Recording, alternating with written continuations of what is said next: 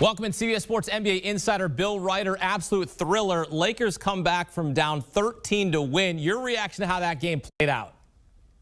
Incredible game, Akeem. And for me, it came down to three things. LeBron James hit a massive shot at the end of the game. You guys just showed it. Stephen Curry didn't hit a massive shot because he couldn't get a shot off. And I think the Golden State Warriors' 15 second half turnovers, that is a shocking and astounding number. And that was the difference between the Lakers moving on and what could have been the Warriors moving on. You said it. Golden State was the better team for a big chunk of the game, certainly the first half. But in the end, it's the Lakers who get it done.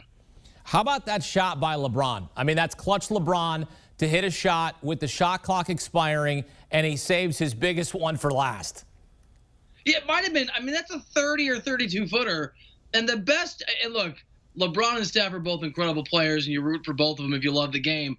But one of the best parts of that moment is Curry turns and looks at LeBron with that "get out of here, what are you doing" look, the kind that Curry's inflicted on team after team, player after player over the years. And it's not the same thing, I get it, but it is eerily similar to that exchange, whereas Kyrie Irving hit a big shot in that final between the Cavs, your Cavs, and the Warriors several years ago, and Steph missed a shot. This time around, Steph couldn't even get a shot off. You're right, it's classic LeBron. He was a little off kilter, especially in the first half. You could see him saying to people, I can't see, after he got banged up by Draymond Green. I mean, so he was a little rusty and maybe a little bit of blurry vision. We don't know, but certainly was banged up from that play. And the dude hits the biggest shot of the year. Classic LeBron. Well, the Warriors entered on a 6-game winning streak, and LeBron and the Lakers end that. The Warriors will now have to play the Grizzlies in a do-or-die game. We'll get to that in a moment. But LeBron and the Lakers, and LeBron, we know, did not like this play-in tournament idea, said the guy, or whoever the person was, should be fired. And here they are playing in this game. They're going to earn the 7th seed. They'll play his pal Chris Paul and the 2-seed Suns in the first round. The Lakers went 1-2 against Phoenix in the regular season. You consider the first 2 games, Anthony Davis didn't play those first 2 games. Then he plays in the third one. They win that. He goes for 42. So this is going to be a heck of a series. How are you evaluating this matchup?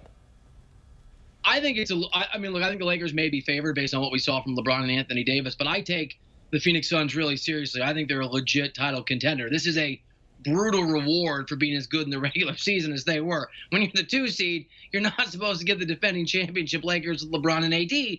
But it's an open question whether I'm right or wrong, Akeem. Just polling folks around the league the last week and a half, really, as I put together my NBA media awards ballot and just was shooting the breeze with people, a lot of GMs, executive scouts, whatever, sources around the NBA, a lot of folks I respect think the Suns are legit like I do, top 10 offense, top 10 defense. Usually that points to a serious title contender.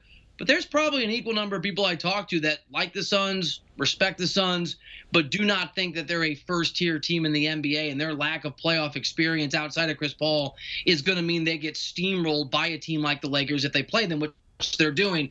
So I think it's a really interesting question. I think the Suns can be competitive. I think they can win the series, but that is far from a universal view around the association. Bill, what challenges do the Suns present for the Lakers?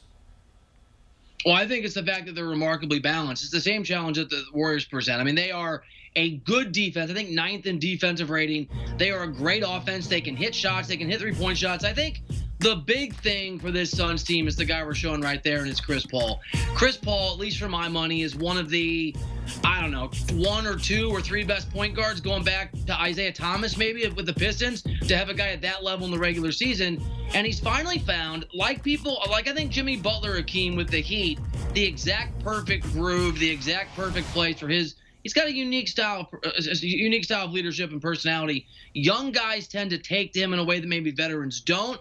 So Chris Paul's the challenge. I mean, he's a remarkable star, but in the past, you talk to sources with that Clippers team, with that Rockets team, he just rubbed guys the wrong way, and sometimes his seams came off a little bit in the postseason.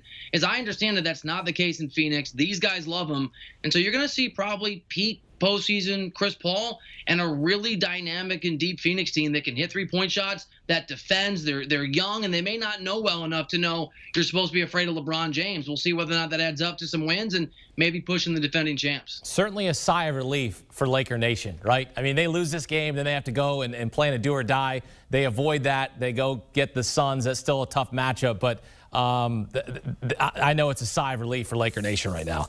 Meantime, Steph Curry goes for 37, not enough. Wasn't able to get a shot off there as they knock the inbound away and seal the win due to the Lakers. Steph Curry and the Warriors now going to face Ja Morant and the Grizzlies. in the do-or-die game for the 8th seed on Friday. Warriors beat the Grizzlies on the final day of the regular season on Sunday. Who wins on Friday to keep their season going?